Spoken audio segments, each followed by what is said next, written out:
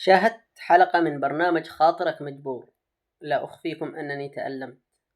في بلدنا مبدعين رمت بهم الأقدار إلى الشارع كحال سمير الكارثي الذي مثل اليمن في محافل دولية وهو خريج فنون جميلة من جمهورية مصر العربية. شارك في مسابقات دولية منها مصر والسودان وقطر وروسيا وفرنسا باسم اليمن، ومقابلات صحفية حتى أن له مقابلات في قناة الجزيرة. كان متفوق جدا وحصل على أعلى المراكز حتى أنه كرمه جاك شيراك رئيس فرنسا حينها. لكن لأن بلدنا مقبرة المواهب والعيش فيها صعب جدا، خصوصا للأشخاص الذين لا تتوفر حاضنة اجتماعية له من الأقرباء وأهل يقفون معه، يصبح مشرد في الشوارع دون مأوى.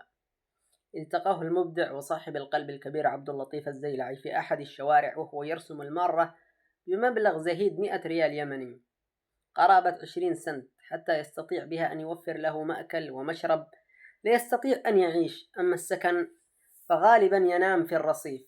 حالات إنسانية ومبدعين على أرصفة الشوارع لا يجدون دولة تعينهم ولا تقدر موهبتهم ولا تعينهم بقدر ما مثلوها في المحافل الدولية. أوجه كل الشكر والتقدير لعبد اللطيف وكل فاعلين الخير الذين يقومون بما عجزت عنه الدولة.